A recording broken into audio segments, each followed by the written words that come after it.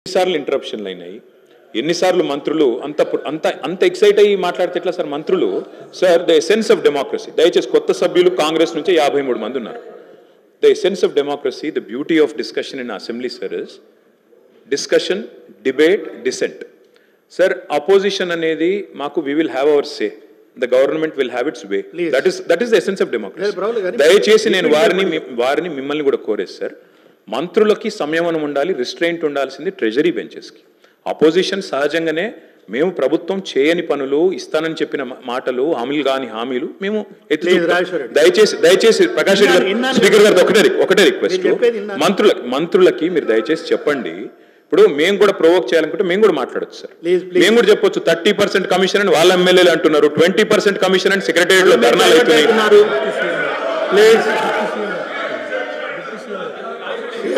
Deputy CM గారు sir, Ramzan మీరు కూర్చోండి. డిప్యూటీ సీఎం గారు మాట్లాడుతున్నారు. ముందస్తుగా సమాచారం ఇచ్చి పాల్గొన్నారు. నేరం జరిగిన ఎంబడే ప్రభుత్వాలు వ్యవహరించిన తీరు అత్యంత కీలకం, అత్యంత ప్రాధాన్యతతో కూడుకున్నది అధ్యక్ష. అందుకే మన రైల్లో జరిగిన సంఘటన పట్ల కానీ, అది రైల్వే పోలీసుల పరిధిలో ఉన్నా కూడా మేము తక్షణమే చర్యలు తీసుకోవడానికి అన్ని రకాలుగా పోలీసులను అప్రమత్తం చేసినాం. ఏ చిన్న సంఘటన జరిగినా రాష్ట్ర ప్రభుత్వం అప్రమత్తంగా ఉంటుంది.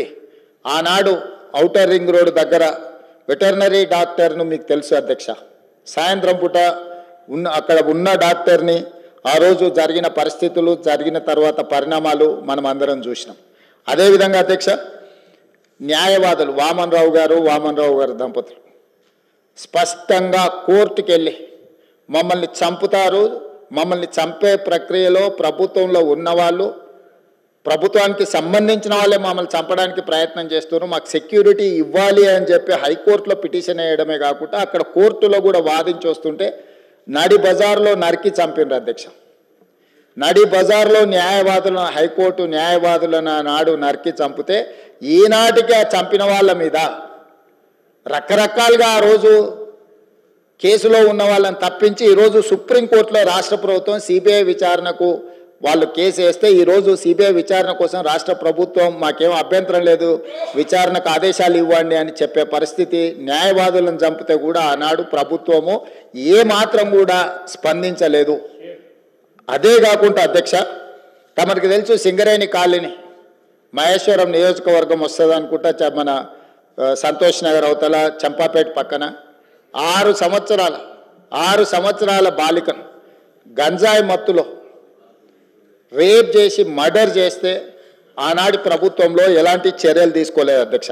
అదేవిధంగా అధ్యక్ష, 2020 సంవత్సరంలో దేశంలోనే మహిళలపై జరిగిన అత్యాచారాలల్లో ఆనాటి రాష్ట్ర ప్రభుత్వం 4వ స్థానాన్ని సాధించింది అధ్యక్ష. తెలంగాణ రాష్ట్రం మహిళల మీద జరిగిన మొత్తం చిన్నారులపై వీళ్ళపై అగత్యాలు జరిగిన దాంట్లో ఎన్సీఆర్బీ ఇచ్చిన నివేదిక ప్రకారం రాష్ట్రం 4వ స్థానంలో ఉండే అధ్యక్ష.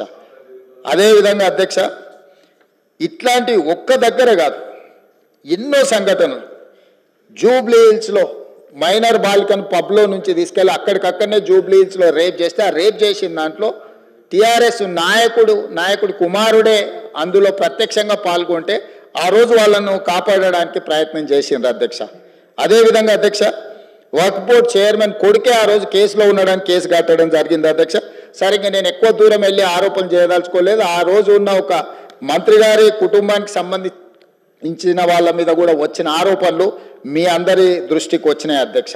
అదేవిధంగా ఈరోజు ఇట్లాంటి సంఘటనలు జరిగినప్పుడు మన అందరం కూడా బాధితుల పట్ల సానుభూతితో నుండి నేరగాళ్ల పట్ల కఠినంగా వ్యవహరించడానికి సహకరించాలి.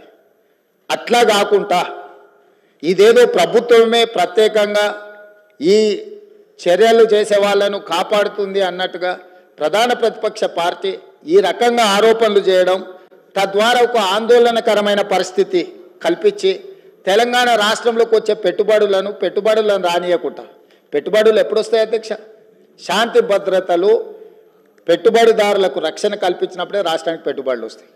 ఈరోజు ఏ మంచి పని చేపడదామన్నా దానికి ఒక దురుద్దేశాన్ని ఆపాదించి ఆ దురుద్దేశం ద్వారా తెలంగాణ రాష్ట్రం మొత్తం కుప్పగూలిపోయింది, ఈ రాష్ట్రంలో శాంతి భద్రతలు లేవు, ఈ రాష్ట్రంలో మీరు పెట్టుబడులు పెట్టకండి, ఈ రాష్ట్రం దివాలా తీస్తేనే తప్ప మాకు సంతోషం కలగదు అన్నట్టుగా ఈరోజు మాట్లాడడం ఏమాత్రం సమంజసం కాదు అధ్యక్ష. ఈరోజు ఈ రాష్ట్రంలో శాంతి భద్రతలను ఆనాడు 2004 నుంచి 2014 వరకు ఏది ఎట్లున్నా హైదరాబాద్ నగరంలో ప్రధానంగా శాంతి భద్రతల విషయంలో ప్రభుత్వం ఏమాత్రం ఆనాడు రాజీ పడకుండా మేము చేసిన ప్రయత్నాలు తెలంగాణ రాష్ట్ర అభివృద్ధికి ఎందుకో అనుకూలించినాయి. లక్షలాది కోట్ల రూపాయల వేలాది కోట్ల రూపాయల పెట్టుబడులు వచ్చి లక్షలాది ఉద్యోగ ఉపాధి అవకాశాలు హైదరాబాద్ నగరంలో తెలంగాణ రాష్ట్రంలో ఎందుకు వచ్చినాయి అధ్యక్ష? ఆనాటి ప్రభుత్వాలు తీసుకున్న నిర్ణయాలు, నేరగాళ్ల పట్ల వ్యవహరించిన తీరు, కఠినంగా వాళ్ళని అణచివేయడంతో ఈ రాష్ట్రానికి పెట్టుబడులు వచ్చినాయి, సంస్థలన్నీ వచ్చినాయి అధ్యక్ష. ఈరోజు సైబరాబాద్ ప్రాంతం కానీ, హైటెక్ సిటీ ప్రాంతం కానీ, ఔటర్ రింగ్ రోడ్ ప్రాంతం కానీ, అంతర్జాతీయ ఎయిర్పోర్ట్ ప్రాంతం కానీ, గచ్చిబౌలి కానీ, ఇలా చెప్పుకుంటూ వెళ్తే రాయదుర్గం కానీ ఇవన్నీ ఎప్పుడు విస్తరించినాయి అధ్యక్ష? ఎప్పుడు అభివృద్ధి చెందినాయి? హైదరాబాద్ నగరంలో ఒకనాడు ఉమ్మడి రాష్ట్రంలో లేకపోతే అంతకంటే ముందు మత కల్లోలాలు ఉంటే కూడా అందరినీ కూడదీసుకొని అందరినీ కలుపుకొని వాటిని అణిచివేసిన తర్వాత ఈ రాష్ట్రం అంటే శాంతి భద్రతలకు ఒక వేదిక అని తయారు చేసిన తర్వాతనే మనకు పెట్టుబడులు వచ్చినాయి అధ్యక్ష. విస్తరణలో భాగంగా మెట్రో కానీ, రోడ్లు కానీ, ఫ్లైఓవర్లు కానీ, కృష్ణానది జలాలు కానీ, గోదావరి జలాలు కానీ, ఇట్లా ప్రతిదీ హైదరాబాదు నగరం యొక్క మౌలిక వసతులను పెంచడమే కాకుండా శాంతి భద్రతలను కాపాడడంతో మన రాష్ట్రానికి పెట్టుబడులు వచ్చినాయి అధ్యక్ష. ఈరోజు ఒక మంచి ఉద్దేశంతో చేపట్టిన చర్యలను కూడా మీ స్వార్థం కోసం ఈ ప్రభుత్వం విఫలం చెందింది అని చిత్రీకరించాలన్న ఆలోచనతోని ప్రభుత్వం మీద, కాంగ్రెస్ పార్టీ మీద చేసే దాడిలో భాగంగా తెలంగాణ అభివృద్ధి మీద కూడా మీరు యాసిడ్ దాడులు చేసే పరిస్థితులు వచ్చినాయి అధ్యక్ష. తెలంగాణ కుప్పగూలాలన్న ఒక ఆలోచనతోని కుట్రపూరితంగా అన్ని రకాల వేదికల మీద తప్పుడు ప్రచారం చేయడం వల్ల ఈరోజు తెలంగాణ ప్రతిష్టను మసకబార్చే ప్రయత్నం చేస్తున్నారు అధ్యక్ష. దయచేసి తమరి ద్వారా నేను చేస్తున్న విజ్ఞప్తి ఒకటే, ఇట్లాంటి కుట్రలు చేయకండి. ఈ కుట్రలు తెలంగాణ రాష్ట్రానికి ప్రయోజనం కాదు. రేపు భవిష్యత్తులో మీరు అధికారంలోకి రావాలన్న ఆలోచన చేస్తున్నామని మీరు పదే పదే చెప్తారు. చాలా దగ్గరలో వచ్చేసారి మేమే అధికారంలోకి వస్తామంటారు. మరి వచ్చేసారి మీరు అధికారంలోకి రావాలంటే రాష్ట్రం దివాలా తీసి రాష్ట్రం మొత్తం తగలబడిపోయి రాష్ట్రానికి పెట్టుబడులు రాకుండా వచ్చిన పెట్టుబడులు ఇతర రాష్ట్రాలకు తరలిపోయి ఇది జరిగితే ఈ రాష్ట్రానికి ఏమైనా ప్రయోజనం చేకూరుస్తుందా? ఎందుకు విజ్ఞతతోని 10 సంవత్సరాలు ప్రభుత్వం నడిపారు. గతంలో కూడా 20 ఏళ్ళలో 30 ఏళ్ళలో మేము ప్రభుత్వంలో పనిచేసినాం, తెలంగాణ కోసం ఉద్యమాలు చేసినామని ఎవరైతే నాయకులు చెప్పుకుంటున్నారో మీకు సోషల్ రెస్పాన్సిబిలిటీ లేదా? Only political responsibility, only power మాంగర్స్గా మీరు మారి అధికారం మాకు ఉండాలి, అధికారం పోతే ఒక క్షణం కూడా మేము భరించలేము, అధికారం లేకుంటే ఒక క్షణం కూడా మేము ఉండలేము అన్న విపరీతమైన పోకడలు ఏ రకంగా తెలంగాణ సమాజానికి మేలు చేస్తాయి అధ్యక్ష? ఈరోజు తెలంగాణ రాష్ట్రాన్ని ప్రపంచ చిత్రపటం మీద పెట్టాలి అని మేము చేస్తున్న ప్రయత్నాలను మేము నిరంతరం పెట్టుబడులను ఆకర్షించే ఉద్యోగ ఉపాధి అవకాశాలు పెంచాలని ఏదైతే ప్రయత్నం చేస్తున్నామో, శాంతి భద్రతలను కాపాడాలని మేము నిర్విరామంగా చేస్తున్న కృషి, మేము వచ్చిన తర్వాత అది గణేష్ నిమజ్జనం కావచ్చు, లేకపోతే మొహరం కావచ్చు, బక్రీద్ కావచ్చు, అన్ని మతాలకు సంబంధించిన పండుగలలో ఎక్కడైనా చిన్న చెదురుమదురు సంఘటన కూడా ఏదైనా జరిగిందా అధ్యక్ష? ఈ 15 నెలలలో ఎక్కడైనా శాంతి భద్రతల విషయంలో ఎక్కడైనా మేము రాజీపడ్డామా అధ్యక్ష?